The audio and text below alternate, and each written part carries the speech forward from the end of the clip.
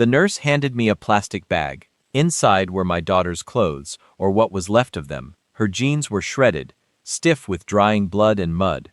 Her favorite white sweater was unrecognizable. I held that bag in the middle of the sterile hallway, and I didn't feel like a billionaire. I didn't feel like the man who commanded private armies or terrified corporate rivals. I felt small.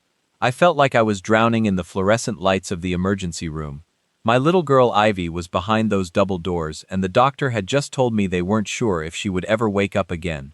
Hit like, subscribe for more betrayal stories, and comment your city or country. I sat down on the hard plastic chair in the waiting room. My hands were shaking, not from fear. I don't do fear. I haven't felt fear since my third tour in the sandbox, 15 years ago. This was adrenaline. This was rage trying to claw its way out of my chest. I looked down at my shoes, Italian leather, hand-stitched, worth more than most people's cars. There was a single drop of red on the toe of the left shoe. Just one drop. It screamed at me. Mr. Vance. I looked up. A police officer was standing there. His badge said Officer Blake. He looked too young to be this tired. Or maybe he just didn't care. He was chewing gum, a slow, rhythmic motion that grated on my nerves like sandpaper. He held a notepad, but his pen wasn't touching the paper. "I'm Mason," I said. My voice sounded like gravel. "How is the investigation going? Who did this?" Officer Blake sighed, shifting his weight. He didn't look me in the eye. He looked over my shoulder at the vending machine. "Look, Mr. Vance, we went out to the site, the old clubhouse off Route 9. The Viper's Den, locals call it," and I stood up. I towered over him. I'm 6'4", built from years of carrying heavy rucksacks and forcing doors open. Blake took a half step back, his hand instinctively drifting near his belt. "And it looks like a party got out of hand," Blake said, shrugging. "We talked to a few guys at the gate. They said your daughter Ivy was there voluntarily. Said she was drinking, dancing on tables. Things got rowdy. She tripped running out to the road. It happens." The air left the room. "Tripped," I repeated, my voice dropping to a dangerous whisper. "My daughter has 3 broken ribs, a fractured orbital socket, and severe internal bleeding consistent with multiple assailants." "She didn't trip, officer. She was hunted," Blake smirked. It was brief, barely a twitch of his lip, but I saw it. I am trained to read micro-expressions. I saw amusement. "The medical report is still pending," Blake said dismissively. "And with girls like Ivy, rich kids, bored on a Friday night. Sometimes they go looking for trouble with the bad boys, and when they find it, they regret it. Doesn't make it a crime, sir. It makes it a bad choice." I wanted to reach out and crush his windpipe. I visualized it, my hand closing around his throat, the look of panic in his eyes as the oxygen cut off. It would take me less than 3 seconds, but I didn't move. I forced my muscles to relax, because if I hurt a cop in this hospital, I wouldn't be able to help Ivy. "Get out of my face," I said. "I'm just doing my job." Blake sneered, finally writing something down. "We'll file a report for accidental injury. If you want to push it, that's your business, but the Vipers aren't a group you want to mess with, even with your money." He turned and walked away, the squeak of his boots echoing down the hall. He didn't interview the doctors. He didn't check the bag of evidence I was holding. He didn't care. That was the moment I knew. The law wasn't broken. It was bought. I needed air. I walked towards the automatic doors, the rain outside pounding against the glass. I needed to call my wife. Clara should have been here an hour ago. I had called her the second the ambulance arrived. Where was she? As I pulled my phone out, the door slid open. Clara rushed in. She looked immaculate, perfect hair, perfect makeup, wearing a trench coat that looked like it had just been pressed. She didn't look like a mother who had just been told her daughter was half dead. "Mason," she called out, rushing to me. She hugged me, but her body was stiff. She smelled like expensive wine and mints. "Where were you?" I asked, pulling back to look at her. "I called you 4 times. I was at a charity gala. You know that?" she said quickly, her eyes darting around the room. She wasn't looking for the doctor. She was looking at the people in the waiting room. "Did anyone see us come in? Are there reporters?" I stared at her. "Reporters? Clara?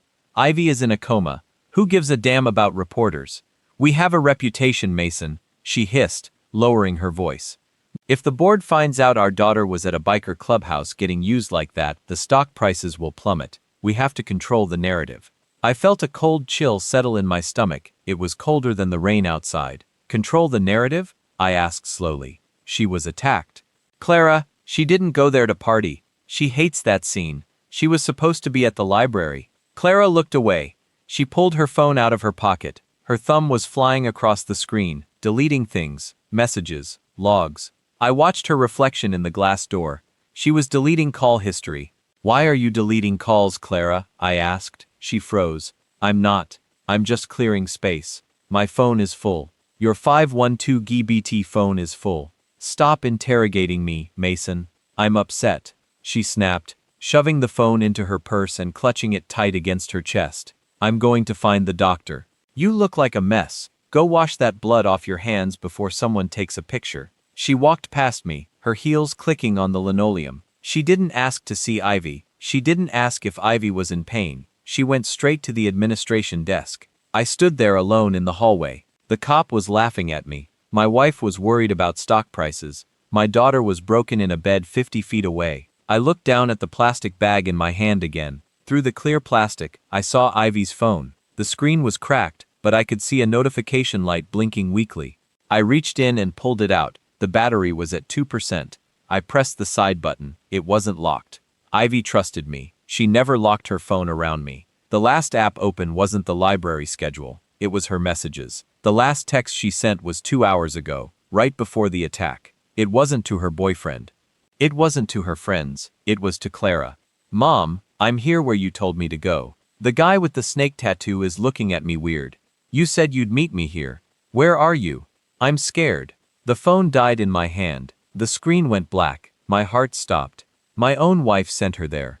Clara sent our daughter to the Viper Denver. I looked down the hall at Clara. She was laughing charmingly at the receptionist using that socialite smile she had perfected over 20 years. I put the dead phone in my pocket. I didn't wash the blood off my hands. I needed to remember this feeling. The feeling of total, absolute betrayal. I wasn't a billionaire anymore. I was a soldier again, and the enemy was inside the wire. I didn't confront her, not yet. I slid Ivy's dead phone into my suit pocket right against my chest. It felt heavy, like a lead weight dragging me down. Watching Clara Sharam, the hospital administrator, flashing that practice smile while our daughter lay broken down the hall made my stomach turn. I wanted to scream, to grab her by her designer coat and shake the truth out of her, but discipline is what kept me alive in the desert, and discipline was the only thing that would save Ivy now. I need to go home, I said, walking up to Clara. My voice was flat, devoid of emotion. She blinked, surprised. Now, Mason, she hasn't even woken up. I need to get fresh clothes, and I need to secure the house.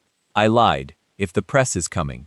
Like you said, we need the gates locked. That worked. Her eyes lit up at the mention of protecting our image. Yes, good. Go. I'll stay here with her. Just come back before the doctors give an update. I turned and walked away before I did something I'd regret. The drive to our estate usually took 30 minutes. I made it in 15. My hands gripped the steering wheel so hard the leather creaked. The rain had stopped, leaving the city slick and black under the street lights. Every shadow looked like an enemy. Every motorcycle I passed made my hand twitch toward the glove box where I kept my Sig Sauer. When I got home, I didn't go to the bedroom. I went straight to the basement.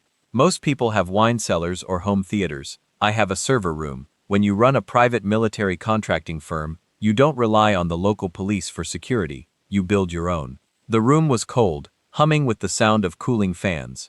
I sat down at the terminal and typed in a password only 3 people in the world knew. The screens flickered to life. Ghost protocol initiated. I wasn't looking for bank accounts yet. I needed eyes on the ground. I pulled up the satellite feed from my company's orbital network. It wasn't real time. Civilian access is delayed by 20 minutes, but it was close enough. I punched in the coordinates for Route 9, the Viper Denver. The image resolved on the main 8K monitor. The clubhouse was an old industrial warehouse surrounded by a chain-link fence topped with razor wire. From the street, it looked abandoned. From the sky, it looked like a fortress. I rewound the footage to 4 hours ago. I watched the thermal signatures, heat blobs moving in the dark. I zoomed in. The software sharpened the image, enhancing the grain until I could count them. 1, 2, 10, 30, 55, 55 heat signatures inside that building. 55 men. I watched as a car pulled up to the gate on the screen, a black sedan. A figure got out, small, stumbling. Ivy. My heart hammered against my ribs. I watched my daughter walk toward the gate. She hesitated. She looked at her phone, checking that text from Clara, I realized. Then the gate opened and a large man grabbed her arm. It wasn't a welcome greeting. He dragged her. Bastards, I whispered. I kept watching. About an hour later, a patrol car pulled up. I recognized the number on the roof. Unit 402, Officer Blake's car. He didn't turn on his lights. He didn't rush in. He parked. A man came out of the clubhouse. Grant, the president of the Vipers. I knew his file: violent, untouchable, connected. Grant leaned into the patrol car window. He handed Blake something, an envelope. Then he slapped the roof of the car and Blake drove away. 10 minutes later, Ivy was dumped on the roadside. I leaned back in my chair, the rage turning into a cold, hard knot.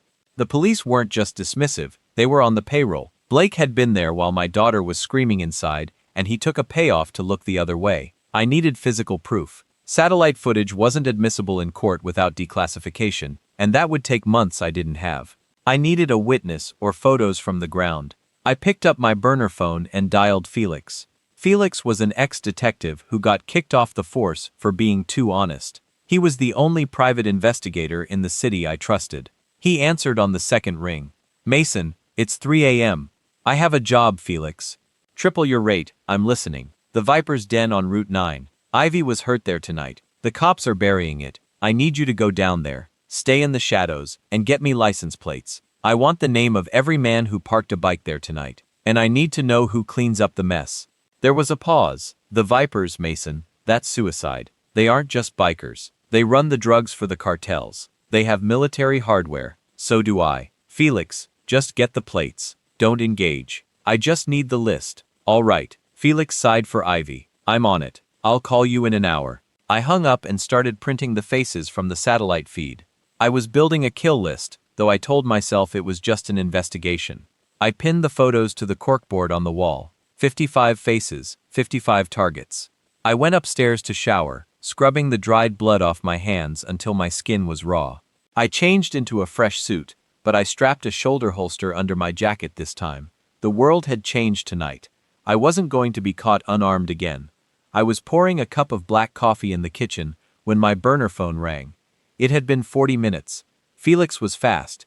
Talk to me, Felix, I answered, bringing the cup to my lips. Mr. Vance. The voice wasn't Felix. It was deep, distorted, and amused. I froze, the coffee cup hovering in midair. Who is this? I asked, my voice dropping an octave. You have a nice car, Mr. Vance, the voice said.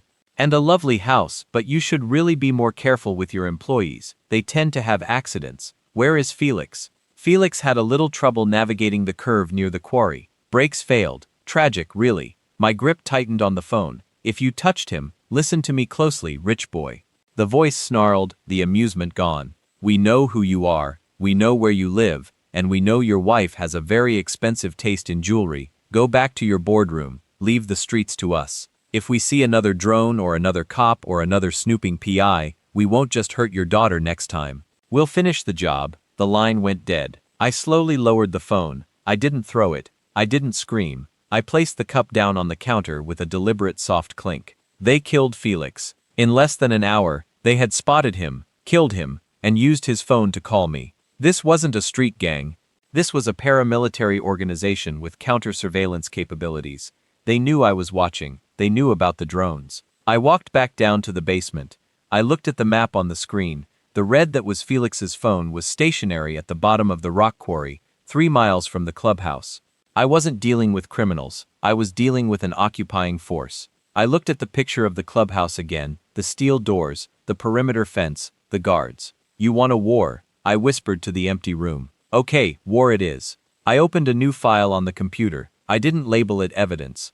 I labeled it acquisition. If I couldn't arrest them and I couldn't hire someone to investigate them, I was going to have to buy them. But first, I had to deal with the spy in my own house. I looked at the time. Clara would be wondering where I was. I grabbed the keys. I had to go back to the hospital. I had to look my wife in the eye, knowing she sent Ivy into that trap, and pretend I didn't know a thing. The hospital hallway was quieter now. The frantic energy of the night had settled into the dull, humming ache of the early morning. I walked past the nurse's station, my footsteps silent on the linoleum. I saw Officer Blake leaning against the wall near Ivy's room, spinning his keys on his finger. He wasn't guarding her. He was watching who came to visit. He was the sentry for the enemy. I ignored him and pushed into the room. Clara was asleep in the chair next to the bed. Her head was leaned back, mouth slightly open. Even in sleep she looked tense, but my eyes went straight to Ivy. She looked so small. The swelling on her face had worsened, turning her skin into a canvas of purples and blacks. A tube ran down her throat, breathing for her. I walked to the bedside and gently touched her hand, careful not to disturb the 4 lines. It was warmer now. "I'm here, baby," I whispered. "I'm not going anywhere." I pulled a chair to the other side of the bed, putting Ivy between me and her mother. I took out my laptop. I wasn't here to sleep. I needed to know why Clara had lied. I logged into our home network remotely. I have a robust smart home system. Cameras at the gates, the front door, the living room. Clara hated them, said they were invasive, but she tolerated them for the security discount on the insurance. What she didn't know was that the audio recording feature, which she thought was disabled, was always running on a loop. I accessed the archives for yesterday evening, 6:45 p.m. I put on my earbuds. On the screen, I saw Clara in the living room. She was pacing. She looked nervous, biting her nails, a habit she supposedly quit years ago. Her phone rang. She answered it immediately, not looking at the caller ID. "Grant," she said. Her voice on the recording was shaky. "Is it done?" My blood ran cold. "Grant, the president of the Vipers." There was a pause as the person on the other end spoke. I couldn't hear him, only her. "No, I can't get the money released until the 1st of the month," Clara said, her voice rising in panic. "Mason watches the accounts too closely. You have to wait." Another pause. She stopped pacing. Her face went pale. "Don't you dare threaten me. We had a deal," she hissed. "I told you I'll get it. Just leave Ivy out of this. She doesn't know anything." I leaned closer to the screen, my heart pounding in my ears. "Fine," she snapped. "I'll send her, but you just scare her, Grant. You hear me? Just scare her enough so she stops asking questions about where I go on Thursdays. Make her think it's dangerous so she stays home. If you touch her." She listened for a moment longer, then hung up. She stood there in the middle of our living room, taking deep, ragged breaths. Then she typed a text message. The text I had found on Ivy's phone. "Go to the location. Meet me there." She sent our daughter into a den of wolves as a distraction to buy herself time to pay off a debt. Blackmail. I looked up from the screen. Clara was stirring. She blinked awake, disoriented, and saw me staring at her. I quickly minimized the window, but my face must have betrayed something. "Mason," she croaked, rubbing her eyes. "You're back. Is everything okay at the house?" "The house is secure," I said. My voice was calm, too calm. "The gates are locked. No one gets in or out without me knowing." She sat up straighter, smoothing her hair. "Good. That's good. Have the doctors said anything?" "No change." I watched her. I watched the way she avoided looking at Ivy's bruised face. "Clara, why were you at the clubhouse last night?" She froze. "What? I wasn't. I told you I was at the gala." "The GPS on your car, Clara." I lied. I hadn't checked her car yet, but I knew she'd panic. "The log shows you were parked at the Viper's Den for 20 minutes around 7 p.m., right before Ivy arrived." Her face went white. She tried to laugh, but it came out as a breathless choke. "Oh, that I got lost. The GPS in the Audi is acting up. I must have turned around in their lot. It's a bad area, Mason. I was terrified." "You were terrified?" I repeated. "So you turned around. You didn't see Ivy?" "Of course not. If I had seen her, I would have grabbed her." She reached out to touch my arm, her eyes wide and pleading. "Mason, you're tired. You're imagining things. Why are you attacking me? Our daughter is lying here." "You're right," I said, pulling my arm away. "I am tired." I stood up and walked to the window. The sun was rising, casting a pale gray light over the city. "I'm going to find the men who did this, Clara," I said, not turning around. "And I'm going to find the person who sent her there. And when I do, God help them." I heard her breath hitch. "Mason, don't do anything stupid. Let the police handle it." "The police?" I scoffed. I looked down at the parking lot. I saw Officer Blake down there leaning against his cruiser smoking a cigarette. He was talking to a man in a leather vest, a biker right there in the hospital parking lot. The biker handed Blake a coffee cup. They laughed. "The police are busy," I said. I turned back to the room. "I need to go to the office. I have to liquidate some assets. Ivy's care is going to be expensive, and I want the best specialists flown in from Switzerland."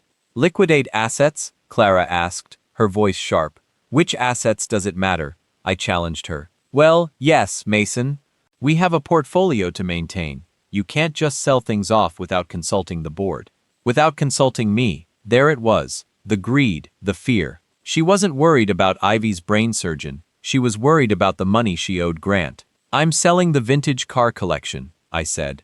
And the vacation home in Aspen. No, she blurted out. I mean, is that necessary? We have cash reserves. I froze the cash reserves this morning, I said simply. Security protocol until I know who targeted us. All liquid cash is on lockdown. No transfers out, not even $1. Clara looked like she had been slapped. Her mouth opened and closed. You froze the accounts.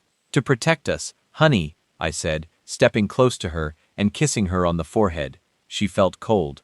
You're safe now. No one can steal from us. I walked out of the room before she could scream. I had just cut off her lifeline. If she owed the Viper money, she was about to be in a lot of trouble, and desperate people make mistakes. I walked past Officer Blake in the hallway again. He didn't smirk this time. He looked at me with cold, dead eyes. He knew I was up to something. I got into my car and drove, not to my office. I drove to a small nondescript electronics shop in the garment district. It was closed, the metal grate pulled down. I banged on the shutter, 3 hard knocks, then 2 soft ones. A moment later, the shutter rattled up. A young man with blue hair and thick glasses peered out. Shop's closed, man, he said. Then he saw my face. Mr. Vance.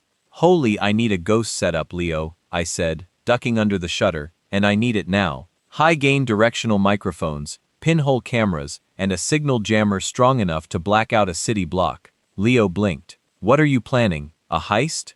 No, I said, walking past him into the clutter of wires and screens. I'm planning a hostile takeover. I was going to wire my own house, every inch of it. The bathroom, the closet, the garden. If Clara made a sound, I would hear it. If she met with them, I would see it. The war had begun, and the first battlefield was my living room. I spent the next 6 hours turning my own home into a surveillance trap. Leo was good, fast, quiet, and discreet. We installed pinhole cameras in the crown molding, behind the vanity mirror, in the master bath, and even inside the smoke detectors. Directional mics went under the dining table and behind the headboard of our bed. By the time Clara returned from the hospital that evening, the house was fully wired, feeding live audio and video to a secure server Leo had set up in my basement. I need a shower, Clara muttered as she walked in, throwing her keys on the counter. She looked exhausted, her eyes red-rimmed. A normal husband would have comforted her. I just watched her, knowing that every move she made was now being recorded. How is she? I asked, leaning against the kitchen island. The same, Clara sighed, pouring herself a large glass of wine. Her hand shook as she lifted the bottle. Doctors say the next 24 hours are critical. Mason about the accounts. Not now, Clara, I said, my voice hard. I'm tired. We can't just have everything frozen, she snapped, slamming the wine bottle down. I have bills to pay, the house staff, the gardeners. I'll handle the staff, I said. You don't need to worry about money right now. You just worry about Ivy. She glared at me, then downed half the glass in one gulp and stormed upstairs. I waited 10 seconds, then pulled out my tablet. I tapped the feed for the master bedroom. On the screen, I saw Clara pace the room. She checked the door, locked it, and then ran into the walk-in closet. I switched to the closet camera, a tiny lens hidden in a tie rack. She was digging through her jewelry box. She pulled out a velvet pouch hidden at the very back behind her winter scarves. She dumped the contents onto the velvet ottoman. Diamonds, rubies, a sapphire necklace I had given her for our 10th anniversary. She was frantically stuffing them into her purse. She was liquidating her own assets because she couldn't access the bank. Then she pulled out a burner phone, a second one I didn't know about. She dialed a number. I adjusted the audio gain on the tablet. It's me, she whispered. He froze the accounts. I can't get the cash. Pause. I know what you said. She was crying now, silent tears streaming down her face. I'm getting what I can. Jewelry. It's worth at least 200 grand. Isn't that enough for now? Pause. Please, Grant, just don't release the photos. If Mason sees those photos, he'll kill me. He'll kill us all. My grip on the tablet tightened until the screen distorted. Photos? What photos? I'll meet you tonight, she said, wiping her eyes. Midnight, the old bridge. Just come alone. She hung up and shoved the phone into her bra. I set the tablet down. My hands were remarkably steady. The rage had moved past heat into something cold and solid, like ice. It wasn't just about money. She was being blackmailed with photos. Photos that would make me kill us all. Infidelity, probably. But with Grant, the leader of the gang that destroyed our daughter. I went downstairs to the garage. I didn't take the sedan. I took the black SUV with the tinted windows. I checked the SI Sauer on my hip and grabbed a second magazine. Then I grabbed a tracking beacon, a magnetic puck the size of a quarter. I waited in the dark of the garage. At 11:30 p.m., I heard the door to the house open. Clara came out wearing dark clothes and a baseball cap. She moved quickly to her Audi. As she backed out, I slipped out the side door into the bushes.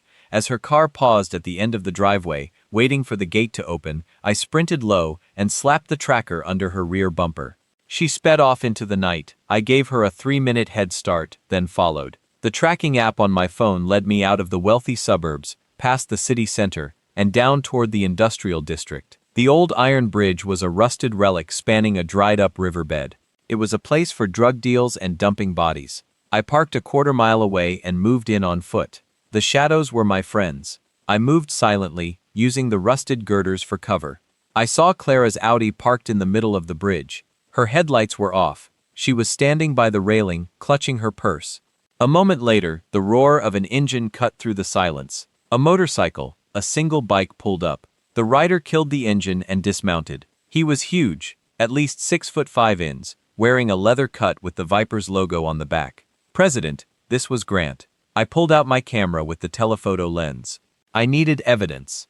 Grant took off his helmet. He had a scar running down his cheek and a smile that looked like a predator sensing weakness.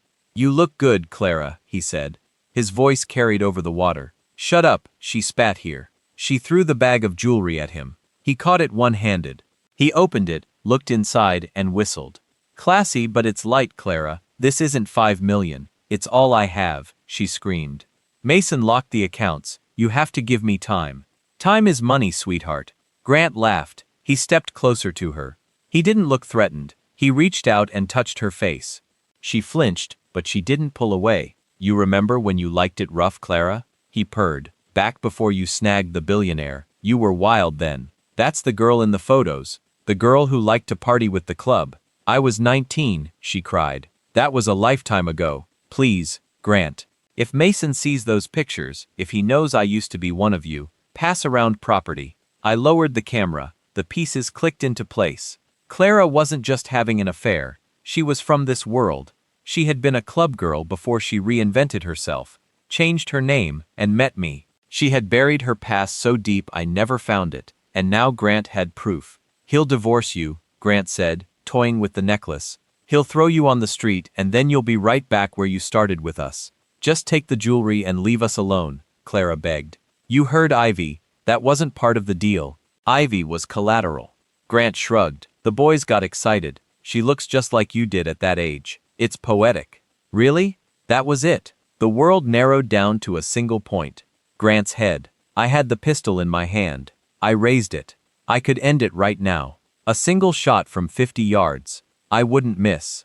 But if I killed them now, the rest of the Vipers would scatter. They would burn the evidence. They would go underground. And 54 other men would walk free. I needed all of them. I needed to cut the head off the snake and burn the nest. I lowered the gun. It took every ounce of willpower I possessed. Grant laughed again, pocketing the jewelry.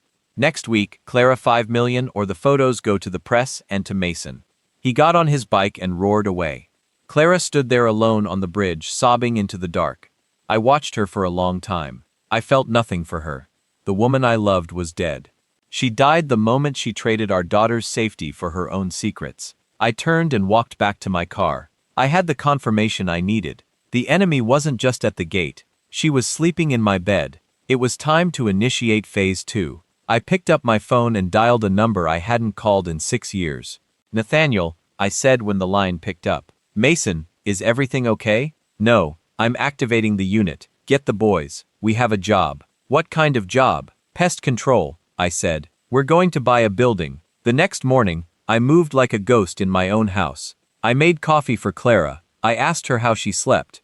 I played the part of the doting, worried husband perfectly even as I watched her lie to my face about the missing jewelry. She told me she had misplaced it in her frantic state. I just nodded. sipping my black coffee while my mind was already 3 moves ahead on a chessboard she didn't even know she was playing on. I have a meeting with the lawyers today, I told her, adjusting my tie in the mirror, trying to figure out a way to unfreeze some assets for Avi's medical trust. Oh, thank God, she exhaled, relief washing over her face. Do whatever you have to do, Mason. I will, I promised. And I meant it. I left the house and drove straight to an abandoned airfield on the outskirts of the city. It was a relic from the Cold War, now privately owned by a shell corporation I controlled. Inside the rusted hangar for men were waiting for me. My team, Nathaniel, the sniper who could hit a coin from a mile away. Felix's brother Julian, a demolitions expert who looked like a librarian but could level a city block with household chemicals. Ryder, a mountain of a man who specialized in heavy weapons and breaching. And Evan, our tech wizard and intelligence officer. They were all retired, living quiet lives. But when I called, they came. We were bound by blood and secrets that went deeper than any contract. Boss, Nathaniel said, nodding as I walked in. He was leaning against a crate, cleaning a long-range rifle. You look like hell. I feel like it, I said, throwing a dossier onto the folding table in the center of the group. This is the target. They gathered around photos of the Viper Den profiles of Grant and his lieutenants, the autopsy reports of the girls they had hurt before Ivy, girls whose cases had disappeared. Bikers, Riders scoffed, crossing his massive arms. We took down warlords in the Hindu Kush. You called us out of retirement for a bunch of meth heads on Harleys. These aren't just bikers, I said, projecting the satellite images onto the wall. They're a syndicate protected by the police, funded by blackmail, and armed with military-grade surplus. They operate with impunity because they have dirt on half the city council. I paused, looking each of them in the eye, and they heard Ivy. The mood in the hangars shifted instantly. The skepticism vanished, replaced by a dark, dangerous focus. They all knew Ivy. They had been to her birthday parties. They were her uncles. Say the word, Julian said softly. We don't go in guns blazing. Not yet, I said. If we attack now, it's a gang war. The police will intervene, and we'll be the villains. We need to own the battlefield. I turned to Evan. I need you to buy the building. Evan blinked. The clubhouse. The land it sits on. I corrected. The warehouse is leased. The owner is a corrupt landlord named Vinny who looks the other way. I want you to set up a shell company. Offer him triple the market value. Cash. Close the deal today. And then I said, a cold smile touching my lips. As the new landlords, we're going to do some renovations. Renovations? Ryder grinned, cracking his knuckles. I want the doors replaced, I said, pointing to the blueprints. Reinforced steel magnetic locks that can be triggered remotely. I want the windows sealed with ballistic glass disguised as normal paints. And I want the ventilation system rigged. Rigged with what? Julian asked, raising an eyebrow. Nothing lethal yet, I said. Just airflow control. We need to control the environment. This is a trap, Nathaniel realized. You're building a cage. Exactly. I said they're having their anniversary party on Saturday, Victory Night. All 55 members will be there. I want them to feel safe. I want them to feel like kings, and then I want to lock the door. I spent the rest of the day coordinating the logistics. It was a massive operation, moving fast and quiet. Money greased the wheels. By 4 p.m., the deed to the property was in the name of Phoenix Holdings. By 6 p.m., a crew of contractors, my men in disguise, were scheduled to install soundproofing at the clubhouse the next morning. A gift from the new owners who wanted to keep the noise complaints down. The bikers would buy it. They were arrogant. They would think the new landlord was just another scared civilian trying to appease them. When I got back to the hospital that night, Clara was gone. A nurse told me she had left to freshen up. I sat by Ivy's bed. The swelling was going down, but she was still silent, lost in the dark. I held her hand. I'm building a mousetrap, baby, I whispered to her, and they're all going to walk right into it. Suddenly, my phone buzzed. A text from Evan. Deed secured. Vinny sang like a bird. He gave us something else too. A ledger. I frowned. What kind of ledger? A list of investors? Evan replied. People who get a cut of the club's profits in exchange for protection. A file attachment popped up. I opened it. It was a spreadsheet. Names, dates, amounts. I scrolled down. Judges, police captains, a city councilman, and then near the bottom, Clara Vance. I stared at the screen. It wasn't just blackmail. It wasn't just a past she was hiding. Clara was an investor. The dates went back 5 years. She had been funneling money into the club for years, not to pay off a debt, but as a silent partner. She was profiting from the drugs, from the girls. She hadn't just sacrificed Ivy to save herself, she had sacrificed Ivy to protect her investment. The phone nearly cracked in my hand. The betrayal was so absolute, so complete that I couldn't breathe. My wife wasn't a victim, she was a monster, she was one of them. I looked at Ivy, my beautiful, innocent daughter. Her mother had sold her soul for a percentage of the profits of a criminal empire. I stood up. The chair scraped loudly against the floor. I wasn't going to wait for Saturday to deal with Clara, I was going to deal with her now. I walked out of the hospital room. I didn't say goodbye to Ivy this time. I had work to do. I drove home. The house was dark. I walked in the front door. Clara was in the living room pouring another drink. She looked up smiling, that fake plasticky smile. "Mason, you're home. Did you see the lawyers?" I didn't answer. I walked over to the fireplace and picked up the poker. "Mason." Her smile faltered. "What are you doing?" "I know, Clara," I said. My voice was quiet, terrifyingly calm. "Know what?" She took a step back, the glass trembling in her hand. "I know you're not being blackmailed," I said, taking a step toward her. "I know you're a partner." I saw the ledger. The glass shattered on the floor. Red wine splashed across the white rug like blood. Clara's face transformed. The fear vanished, replaced by a cold, hard sneer. The mask dropped. This was the real Clara, the club girl, the partner. So she spat. "You think you're so high and mighty? You made your money killing people in deserts. I made mine providing a service. We're the same, Mason."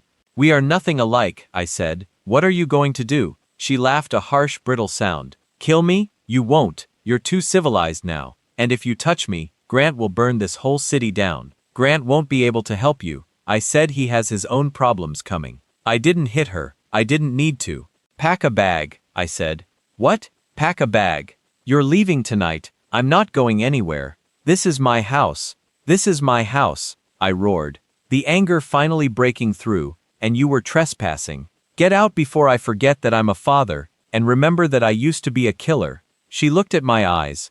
She saw the void there, and for the first time she was truly terrified. She ran past me up the stairs. I stood in the spilled wine, listening to her scramble. I wasn't done with her. Kicking her out was just the beginning. I needed her desperate. I needed her to run to Grant. I needed all the rats in one cage. Clara left within the hour. She dragged 2 Louis Vuitton suitcases down the stairs, her face a mask of hatred and fear. She didn't look at me as she stormed out the front door. She didn't ask about Ivy. She just got into her Audi and sped off, tires screeching against the pavement. I watched her go from the window. I didn't need to track her anymore. I knew exactly where she was going. She was running to her business partner. She was running to Grant. Good. I pulled out my phone and called Evan. "She's mobile," I said. "Is the house ready?" "Safe house is prepped, boss," Evan replied. "We've got the perimeter secured, but are you sure about moving Ivy? It's risky. She's not safe at the hospital," I said, turning away from the window. "Clara knows the room number. Grant knows if they think I'm coming for them, and they will. Once Clara starts talking, they might try to use Ivy as leverage again. I won't let that happen." "Understood. The ambulance is 2 minutes out." I drove back to the hospital. This time I didn't park. I pulled up to the loading dock in the back. A private ambulance, unmarked and armored, was waiting. 2 of my men, dressed as paramedics, were already inside. We moved fast. We bypassed the front desk using a service elevator I had hacked access to. In Ivy's room, we worked in silence. We transferred her to a transport stretcher, securing the IVs and monitors. She looked so fragile, a broken porcelain doll in a world of steel and concrete. Officer Blake was nowhere to be seen. He was probably off spending his bribe money. We got her out without anyone noticing. By the time the hospital staff realized she was gone, we were miles away, heading toward a secluded estate in the mountains that didn't exist on any public map. Once Ivy was settled in the medical wing of the safe house with a private doctor and 2 armed guards outside her door, I could finally focus on the endgame. I walked into the war room of the safe house. My team was there. The mood was electric. "Report," I said, unrolling the blueprints of the Viper's den on the table. "Phase 1 is complete," Julian said, pointing to the diagrams. "We installed the new doors this morning. The bikers actually thanked us, said the old ones were drafty." He chuckled. They have no idea those doors are reinforced with tungsten carbide cores. An RPG couldn't get through them. And the locks, mag locks wired to a central receiver, Evan added. We have the remote, one button, and that place becomes a tomb. Windows are sealed with transparent polycarbonate. It looks like glass, but it's bulletproof. Excellent, I said. What about the ventilation? That was trickier, Ryder grunted. But we got it done. The intake fans are now reversible. We can shut off the fresh air supply completely, or pump something in. No gas, I said firmly. I want them awake. I want them to know what's happening. Fair enough, Ryder shrugged. What about Clara? Nathaniel asked quietly. I projected the live feed from a drone hovering over the Viper's den. Clara's Audi was parked right in front. She's inside. I said she's telling Grant everything. She's telling him I know about the partnership. She's telling him I froze the money. That makes them desperate. Nathaniel noted. Desperate men are dangerous. Desperate men make mistakes. I corrected. They'll consolidate. They'll call in every member for protection. They'll turn that party on Saturday into a war council. They'll think they're safe inside their fortress. I looked at the screen. I could see movement in the clubhouse yard. Bikers were arriving, more than usual. They were gathering. Saturday is tomorrow, I said. We have 24 hours to prep. I want full tactical gear. Non-lethal takedowns are optional. Optional? Julian raised an eyebrow. You want us to kill them? I looked at the photo of Ivy I had taped to the wall. The one taken before the attack where she was smiling full of life. Then I thought of the girl lying in the next room hooked up to machines. This isn't a police action, I said. This is a surgical removal of a cancer. Anyone inside that building who is holding a weapon is a target, Clara included. The room went silent. Your wife, boss? Evan asked hesitantly. She ceased being my wife when she signed that ledger. I said, cold as the grave. She's a combatant now. The next 24 hours were a blur of preparation. We checked weapons, we reviewed entry points, we memorized the faces of the 55 members. I didn't sleep. I sat by Ivy's bed, listening to the rhythm of her breathing. Around 3 a.m., her hand twitched. I froze. Ivy. Her eyes fluttered. They opened just a slit. They were glassy. Unfocused, she looked around the room, panic rising in her chest as the machines beeped faster. Shoo! Shoo! It's okay, I soothed, leaning over her. It's Dad. You're safe. You're with me. She focused on my face. Tears welled up in her eyes. She tried to speak, but the tube stopped her. She squeezed my hand. Weak, but there. I pulled a notepad and a pen from the table. Can you write? She nodded slightly. Her hand trembled as she took the pen. She wrote 3 words. They laughed. I stared at the paper. My heart shattered into 1,000 pieces. They laughed while she screamed. They laughed. I looked at her. I know, baby. I know, she wrote again. Mom watched. I stopped breathing. The room spun. Mom watched. It wasn't just that Clara sent her there. It wasn't just that she was a partner. Claire was there. She was in the room. She watched her own daughter being assaulted to teach her a lesson to scare her. And she did nothing. A roar built up inside me. A soundless scream that threatened to tear my throat apart. This was beyond evil. This was something demonic. I kissed Ivy's forehead. Rest now, Ivy. Just rest. I walked out of the room. I walked into the hallway where my team was gearing up. I picked up my tactical vest. I picked up my rifle. Change of plans, I said. My voice was different. It wasn't human anymore. What's the change? Nathaniel asked, sensing the shift. No prisoners, I said. We lock the doors and we don't open them until everyone inside is dead. Everyone. I racked the charging handle of my rifle. The sound echoed like a judge's gavel. Saturday had arrived and I was bringing hell with me. The sun set on Saturday with a blood-red horizon, fitting for what was about to happen. We parked the van 3 blocks away from the Viper's den, hidden in the shadows of an alleyway. The air was thick with the smell of ozone and exhaust. I checked the monitor in the back of the van. The drone feed showed the clubhouse parking lot was full. Motorcycles gleamed under the floodlights. Music was thumping from inside a heavy bass that vibrated through the ground. They were celebrating victory night. They thought they had won. They had the money. They had the political protection, and they had silenced the billionaire. Count is confirmed, Evans said, his fingers flying over the keyboard. 55 members inside, plus 1 civilian female. Clara, is Grant there? I asked. Visual confirmation. He's at the head of the table. Good. I adjusted my earpiece. Listen up. This is a precision strike. We are outnumbered 10 to 1, but we have the element of surprise, and we control the environment. Ryder, you're on the rear exit. If anyone manages to breach the back door, put them down. Nathaniel, take the roof. Watch the perimeter for any police response. Julian, Evan, you're with me at the front. Copy that. The team responded in unison. I stepped out of the van. I wasn't wearing my usual suit. I was wearing full tactical gear, black body armor, combat boots, and a ballistic mask that covered the lower half of my face, but I left my eyes visible. I wanted them to know who was killing them. We moved through the shadows, silent as wraiths. We reached the side of the building. I could hear the laughter inside, the clinking of glasses.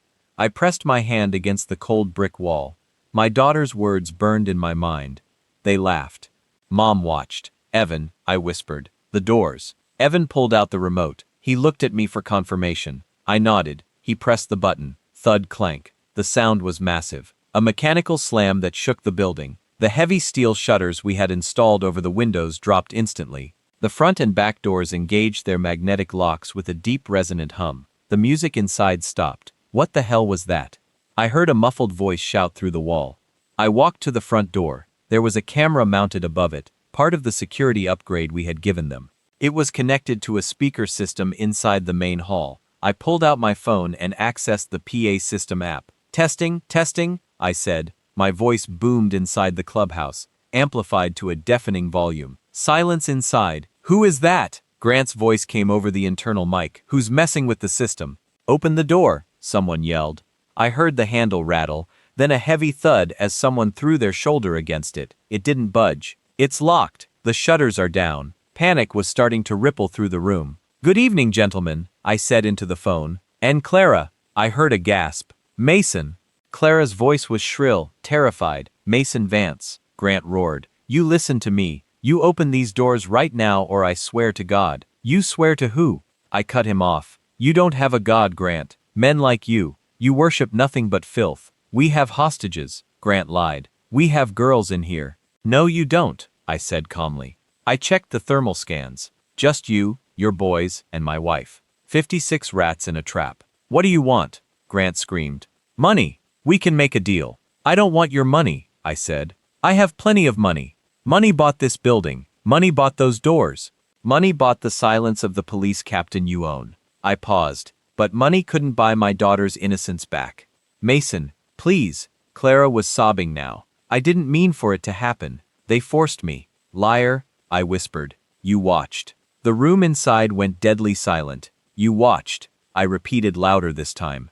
You stood there and watched them hurt our daughter. And you did nothing. Mason, tonight isn't about negotiation, I said. Tonight is about judgment. Shoot the door, Grant yelled. Bang, bang, bang. The sound of gunfire erupted inside. Rounds slammed into the steel door from the inside. But the tungsten core held. The bullets just flattened and fell to the floor. Save your ammo, I said. You're going to need it. I looked at Julian. Cut the power. Julian flipped a switch on the external breaker box. The lights inside the clubhouse died. The screaming started. I put on my night vision goggles. The world turned green and monochrome. Breach, I said. Evan placed a small directional charge on the lock mechanism, not to break it, but to override it for exactly 5 seconds. Boom, the door hissed open. We stepped into the darkness. The smell hit me first. Stale beer, sweat, and now fear. The main hall was a cavernous space. Beams of flashlights cut through the gloom as the bikers tried to see what was happening. They were shouting, confused, blinded by the sudden darkness. Contact front, one of them yelled. They opened fire blindly toward the door. Bullets sparked off the floor and walls around us. I raised my rifle. I didn't spray and pray, I picked a target. A man with a snake tattoo on his neck, the one Ivy had described. He was holding a shotgun, aiming at the shadows. I squeezed the trigger. He dropped without a sound. One I counted. The chaos that followed was absolute. They were shooting at each other in the confusion. We moved in a phalanx, a tight formation of death. We were precise. We were efficient. Grant was screaming orders from the back behind the bar. Kill them. There's only a few of them. He was right. There were only 4 of us. But we were operators. They were thugs. I moved through the room like a reaper. Every time I pulled the trigger, I saw Ivy's face. I saw the bruises. Bang! Another one down. Bang! Another. I saw Clara. She was cowering behind an overturned table near the bar, clutching Grant's leg. She looked up and saw the green glow of my goggles in the dark. She screamed my name. I didn't shoot her. Not yet. She needed to see this. She needed to watch her world burn just like she watched mine. Clear left. Evan shouted. Clear right. Julian echoed. We pushed forward, stepping over the bodies of the men who thought they were untouchable. We reached the center of the room. 20 men were down. 35 left. They were retreating behind the bar and the pool tables, overturning them for cover. Cease fire, Grant yelled. Stop shooting. The gunfire died down. The silence was heavy, broken only by the whimpering of the wounded. Mason Grant called out from behind the bar. You win. Okay, you win. We surrender. We'll give you everything. The club, the contacts, everything. I don't want your club, I said, my voice amplified by the silence. I want your life. You can't kill us all, he shouted. The cops are on their way. They heard the shots. The cops, I laughed. It was a cold, humorless sound. The cops think we're doing renovations, and even if they come, these doors are locked from the outside now. No one gets in, no one gets out. I reloaded my rifle. The click-clack was the loudest sound in the world. Finish it, I said to my team. The ceasefire lasted exactly 3 seconds. Grant popped up from behind the heavy oak bar, wielding a modified automatic pistol in each hand. He unleashed a hail of bullets, shattering the remaining bottles on the shelves behind us. Glass and liquor rained down, the air filling with the stinging scent of cheap whiskey. Kill them all! Grant screamed, his face twisted in desperation. The remaining bikers, emboldened by their leader's suicide charge, surged forward. They came at us with knives, chains, and whatever guns they had left. It was a mistake. Engage, I said calmly. My team didn't flinch. We moved as a single organism. Julian tossed a flashbang grenade over the pool table. Bang! The blinding white light seared the darkness, followed instantly by the deafening concussive blast. The bikers screamed, clutching their eyes and ears, stumbling blindly into the open. We advanced. It wasn't a fight anymore. It was a harvest. I moved toward the bar, stepping over a man writhing on the floor. He grabbed at my ankle. I didn't even look down as I kicked him away. My eyes were locked on Grant. Grant ducked back down as my bullets chewed up the wood of the bar where his head had been a second ago. Clara, he yelled. Shoot him. He's your husband. Do something. I saw Clara. She was holding a small revolver, probably one Grant had given her. She was shaking so hard the gun was rattling against the wood. She looked at me, then at the gun. Mason, stop, she shrieked. Please, I love you. You love nothing, I said, firing a controlled burst that took out the biker next to her. She scrambled backward, crawling on her hands and knees away from Grant, away from me, toward the back office. Let her go, I ordered my team. She has nowhere to run. We cleared the main floor. The silence returned, heavier this time. The air was thick with smoke and the metallic tang of blood. Only Grant was left. He was pinned behind the bar. He was alone. His army was gone. Come on out, Grant, I said, my voice echoing in the sudden quiet. Let's talk. Go to hell, he spat.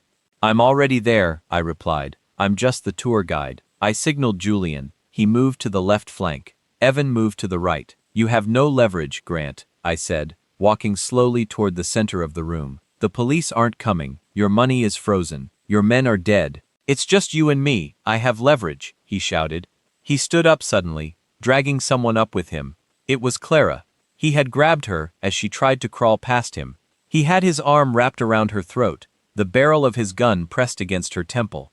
Back off, he screamed, eyes wild. I'll blow her brains out, I swear it. Clara was sobbing, her makeup smeared, her face a mask of terror. Mason, help me. He's crazy. I stopped. I lowered my rifle slightly. Let her go, Grant, I said. This is between us. She's your wife. Grant laughed maniacally. You want her? You drop the gun. Drop it or she dies. I looked at Clara. I looked at the woman who had shared my bed for 20 years. The woman who had birthed my daughter. And then I looked at the woman who had sold that daughter to a gang for profit. The woman who had washed while Ivy was broken. A strange calm washed over me. Shoot her, I said. The room went dead still. Grant blinked, confused. What? I said. Shoot her. I repeated, my voice steady. She's not my wife. She's your partner. You want to kill your own partner. Go ahead. Saves me a bullet. Clara's eyes went wide. The realization hit her like a physical blow. She saw it in my face. I wasn't bluffing. I didn't care. Mason, she whimpered. Grant's grip loosened slightly. He was shocked. He had expected the billionaire husband to crumble. He didn't know how to handle a man who had already lost everything that mattered. "You're bluffing," Grant sneered. "Am I?" I raised my rifle again. "I'll count to 3. If she's still breathing, I shoot you through her." 1. Grant's eyes darted around the room. He was looking for an exit. There were none. 2. Clara started to fight. She realized she was truly alone. She clawed at Grant's face, her nails digging into his eyes. "You," Grant roared, pulling the gun away from her head to pistol whip her. That was the mistake. Crack. My single shot took Grant in the right shoulder. His gun flew from his hand. He spun around, howling in pain, and fell to the floor. Clara scrambled away, crawling into the corner, weeping hysterically. I walked over to the bar. I hopped over the counter. Grant was trying to reach for his gun with his left hand. I stepped on his wrist. I heard the bone crunch. He screamed. I looked down at him, the big scary biker president. He looked small now, pathetic. "Please," he gasped, looking up at me. "I can give you names. The cartel, the judges, I can give you everyone." "I don't need names," I said. "I have the ledger." I knelt down, bringing my face close to his. "You touched my daughter." "I didn't. I didn't mean to." "You laughed," I whispered. "That's what she remembers. You laughed." I stood up. "I didn't kill him. Not yet." I turned to Clara. She was curled in a ball, rocking back and forth. "Get up," I said. She looked up at me, hope flickering in her eyes. "Mason, thank you. You saved me." "I didn't save you," I said coldly. "I just didn't want him to take the pleasure of killing you." I pulled a pair of zip ties from my vest. "Turn around." "What?" "Mason, no, I'm your wife. Turn around," I barked. She turned, sobbing. I zipped her hands behind her back. "Evan," I called out. "Hack the police frequency. Send a distress call. Use Grant's phone." On it, Evan said, "What are you doing?" Grant groaned from the floor. "Calling the cavalry," I said. "But not to save you." I dragged Gran up by his collar and zip-tied him to a sturdy pipe running along the floor. I tied Clara next to him. "You two deserve each other," I said. Then I walked to the center of the room. "Julian, the charges." Julian nodded. He began placing small C4 charges on the support pillars. Not enough to bring the building down, just enough to open it up. "We're leaving," I said. "But we're leaving the door open for the press." I looked at the carnage around me. The battle was over, but the war wasn't done. I had one more move to make. One that would ensure that even if they survived prison, they would never ever be free. I pulled out my phone. I dialed Officer Blake's personal number, which I had found in the ledger. He answered on the first ring. "Hello, Officer Blake," I said. "This is Mason Vance. You might want to come to the Viper Denver. I have a gift for you." What did you do?" "I cleaned up your mess," I said, "and I left the evidence wrapped in a bow." "Oh, and Blake, yeah, I sent a copy of the ledger to the FBI 10 minutes ago. If I were you, I'd start running." I hung up and threw the phone into a puddle of spilled beer. "Let's go," I told my team. We exited through the back, disappearing into the night just as the sirens began to wail in the distance. We watched from the rooftop of an adjacent factory as the chaos unfolded. It was like watching an anthill that had been kicked over. First came the local police, Officer Blake's unit. They arrived with sirens screaming, expecting a gang brawl. They found a slaughterhouse. Through my binoculars, I saw them try the front doors locked. They banged on the steel, shouting. Then came the FBI. I had timed the leak perfectly. The federal agents swarmed the site in black SUVs, cutting through the local police line. They had the override codes for the magnetic locks, codes I had anonymously emailed to the field office director, along with the ledger. The doors hissed open. I saw the agents storm in. I saw the paramedics rush in afterward. A few minutes later, they brought them out. Grant was on a stretcher, handcuffed to the rails, screaming obscenities. Then came Clara. She wasn't screaming. She was walking, flanked by 2 female agents. Her hands were cuffed behind her back. She looked up, scanning the crowd, scanning the rooftops. For a second, I thought she looked right at me. Her face was a mask of defeat. The grieving mother act wouldn't work now. Not with her signature on the financial records. Not with Grant zip-tied next to her. "Target secured," Nathaniel murmured next to me. "Let's move," I said. "We're not done." We slipped away, leaving the flashing lights behind. The next 48 hours were a media firestorm. The news called it the Viper Massacre. They called it a vigilante attack. Speculation ran wild. Some called the attacker a hero, others called him a monster. I sat in the safe house watching the news on mute. Ivy was asleep in the next room. She was getting stronger. The swelling was going down. My lawyer, Harper, arrived at the safe house the next morning. She was a shark in a Chanel suit. The only person I paid more than my security team. "It's a mess, Mason," she said, throwing a newspaper on the table. "The DA is furious. They know it was you. They just can't prove it. They have no forensics," I said calmly. "We wore suits. We cleaned our brass and the cameras were disabled. They have Clara," Harper said. I looked up and "She's cutting a deal," Harper said, sitting down. "She's claiming you forced her to launder the money. She's claiming you were the mastermind behind the club and she was the victim. She says you attacked the club to silence them because they wanted a bigger cut." It was a dry, bitter sound. "She's desperate. She's convincing," Harper warned. "She has no record. You have a file at the Pentagon that's mostly redacted to a jury. You look like the dangerous one. If she testifies, you could be looking at life. Let her testify." I said, "Mason, are you listening to me? If she takes the stand, it's her word against yours, and the grieving mother plays well on TV." I said, "Let her testify," I repeated, "because I have a witness she doesn't know about." "Who?" "Ivy." Harper froze. "Ivy. She's traumatized. She can't take the stand. It would destroy her. She wants to do it," I said. I stood up and opened the door to the medical room. Ivy was sitting up in bed. She looked pale, but her eyes were clear. The fire was back. She asked me. "This morning," I told Harper. "She saw the news. She saw her mother lying." Ivy looked at Harper and nodded. She reached for her tablet and typed. "I want the world to know." Harper looked from Ivy to me. She took a deep breath. "If we do this, it has to be perfect. One slip up and the defense will tear her apart." "She's a Vance," I said, putting my hand on Ivy's shoulder. "She doesn't break." The trial was set for 3 months later. It was expedited because of the high-profile nature of the case.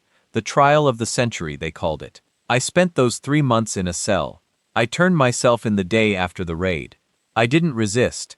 I walked into the precinct, put my hands on the desk and said, "I hear you're looking for me." They charged me with 55 counts of aggravated assault and attempted murder. I didn't speak to the press. I didn't speak to the detectives. I sat in my cell reading books and doing push-ups.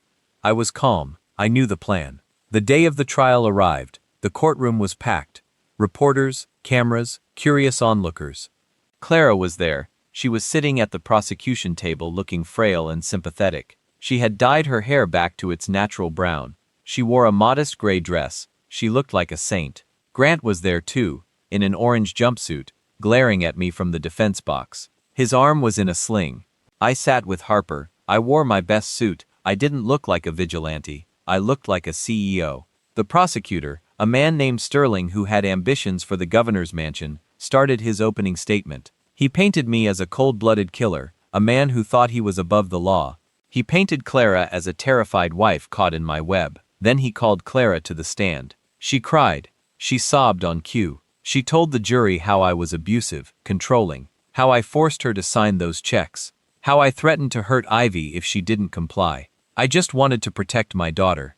She wept. "That's why I met with Grant. I was trying to pay him off to leave us alone." The jury was eating it up. I could see it in their faces. They felt sorry for her. They hated me. Sterling sat down looking smug. "Your witness," he said to Harper. Harper stood up. She didn't cross-examine Clara. She didn't ask a single question. "No questions, Your Honor," Harper said. A ripple of shock went through the courtroom. Even the judge looked surprised. "The defense may call its first witness," the judge said. Harper looked at the back of the room. The double doors opened. The room went silent. Ivy rolled in. She was in a wheelchair. She wore a simple white blouse. Her scars were still visible, faint lines on her face that makeup couldn't fully hide. Clara gasped. Her hand flew to her mouth. She hadn't seen Ivy since that night. She thought Ivy was still broken, still silent. Ivy wheeled herself to the stand. She took the oath. Her voice was quiet but steady. "State your name for the record," the bailiff said. "Ivy Vance," she said. Harper walked up to the stand. "Ivy, do you remember the night of the attack?" "Yes," Ivy said. "Can you tell the court what happened?" Ivy looked directly at Clara. Clara shrank back in her seat. "I went to the clubhouse because my mother told me to," Ivy said. "She sent me a text. She said she was in trouble." "Objection," Sterling shouted. "Here said, I have the text," Harper said, holding up a printout. Admitted into evidence as Exhibit B. The objection was overruled. What happened when you got there? Harper asked. Ivy took a deep breath. They hurt me. And then my mother came in. The courtroom gasped. She came in with Grant. Ivy continued. She was angry. She yelled at him for being too rough. She said, "This wasn't part of the deal. You were just supposed to scare her." Liar, Clara screamed, standing up. She's lying. He brainwashed her. Sit down. The judge banged his gavel. Did she help you, Ivy? Harper asked. No, Ivy said, tears streaming down her face. She checked her watch. She said she had to leave before my dad got suspicious.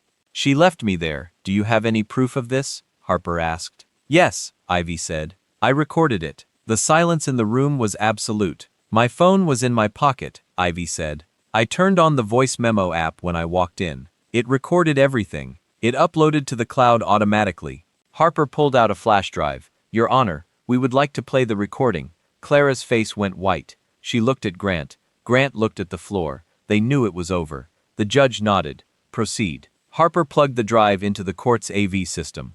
The sound of static filled the room. Then voices. Clear, undeniable voices. Grant. She's a fighter. Clara. Like you, Clara. Shut up. Just make sure she doesn't talk. If Mason finds out, the money stops. Ivy screaming. Mom, help me. Clara. I'm sorry, honey. You shouldn't have been snooping. The recording played on. The sound of a door closing. The sound of Ivy crying. I looked at the jury. Some of them were crying. Others looked sick. They were looking at Clara like she was the devil herself. Clara slumped in her chair. She didn't scream anymore. She just stared at the table, her life dissolving into ash. Harper stopped the recording. The defense rests, she said. The jury deliberated for less than an hour. That's unheard of in a capital case.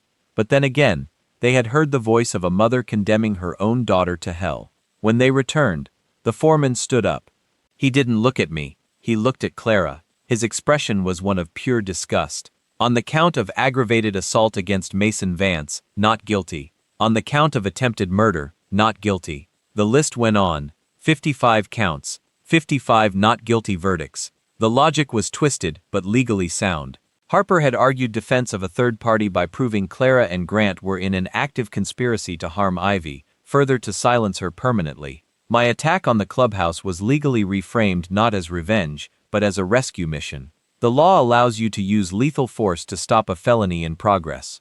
And the recording proved the felony was ongoing. I was free, but the judge wasn't done. Clav Vance, the judge said, his voice trembling with suppressed rage. You are hereby remanded into custody to await trial for conspiracy to commit murder, kidnapping, and child endangerment. No bail. 2 bailiffs moved in. They didn't treat her gently. They pulled her hands behind her back. The click of the handcuffs was the sweetest sound I had ever heard. Clara looked at me as they dragged her away. Mason, please. I'm sick. I need help. I didn't blink. I looked right through her. Grant got it worse.